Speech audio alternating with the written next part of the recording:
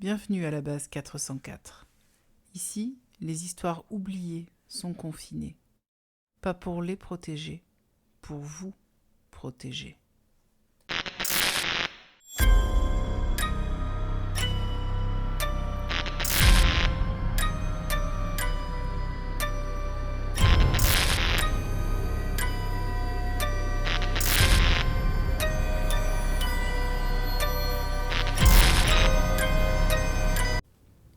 Voilà 3 jours maintenant qu'il pleuvait.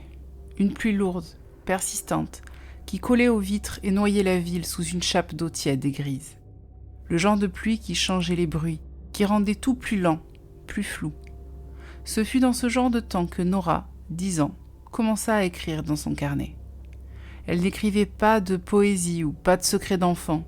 Ce qu'elle notait, c'était ce que la chose lui disait la nuit. Le carnet était glissé sous son oreiller la journée. Une couverture bleue en tissu, toute pelucheuse, tachée de sueur et de chocolat. Sur la première page, en grosses lettres déformées d'écolière, ce qu'elle dit. Le premier soir, elle avait griffonné « Tu ne me vois pas, mais moi je vois tout ». Le deuxième « Je suis juste sous le sommier ». Le troisième « Endors-toi vite, ou je m'occuperai de toi ». Le quatrième soir « Je me sens seule, joue avec moi ». Sa mère trouvait ça étrange, bien qu'original. Une imagination vive, sans doute alimentée par les dessins animés ou encore les livres d'horreur qu'elle lisait en cachette. Nora ne posait pas de questions, elle notait, chaque nuit, chaque phrase.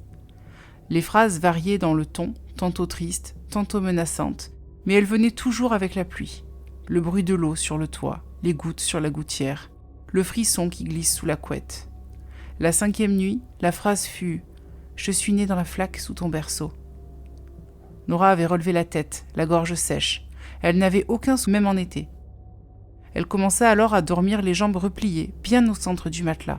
Elle laissait toujours ses pieds sous les couvertures. Elle évitait de regarder sous le lit, même lorsqu'elle laissait tomber quelque chose, même lorsque sa mère lui demandait de passer l'aspirateur. Elle ne l'approchait plus. Un matin, sa mère lut une de ses phrases. Elle fronça les sourcils, un peu plus longtemps cette fois.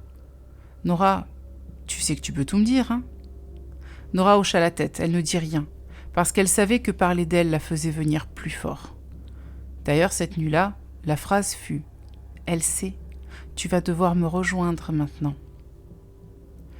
Le 7e jour, la pluie s'était intensifiée. Le jardin était submergé, les vers remontaient le long des fondations. L'humidité gagnait la tapisserie.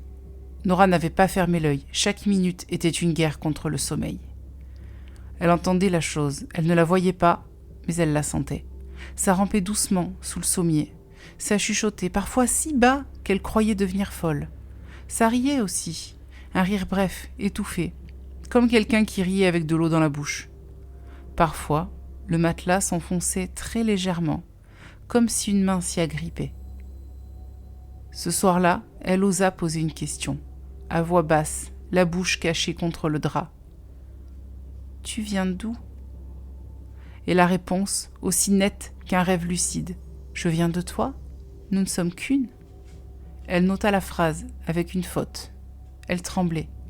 Elle mit des draps et des cartons sous son lit, par-dessus la flaque qui s'était encore étalée un peu plus. Et ça, même si elle savait que ça ne servirait à rien. Le 8e jour, la pluie tomba plus fort que jamais. Le plafond pleurait à travers les fissures de la maison vieillissante. Le ciel était gris sale. Nora n'était pas allée à l'école. Elle avait mal au ventre. Elle avait dit qu'elle était fatiguée. Sa mère lui avait fait du thé, posé un linge sur le front. Elle avait dit « ça va passer ». Mais ce n'était pas une fièvre, c'était la terreur. Une terreur installée, qui ne criait plus, qui respirait en elle, qui l'attendait dès qu'elle fermait les yeux. Cette nuit-là, la phrase fut plus longue. L'écriture tremblante, les lettres entremêlées, griffonnées à la hâte. C'est à mon tour d'être en haut. Toi, tu vas descendre et on va jouer à un jeu. Le lendemain matin, le lit était fait. La chambre vide. Le carnet fermé, remis sous l'oreiller. Tout avait glissé. Des livres étaient éparpillés sur le sol. La fenêtre était fermée, mais les rideaux gouttaient. Nora n'était pas là.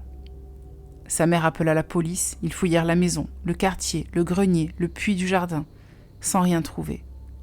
Mais le lit était encore tiède. dans le carnet un simple mot, d'une écriture plus ronde que celle de Nora. Merci.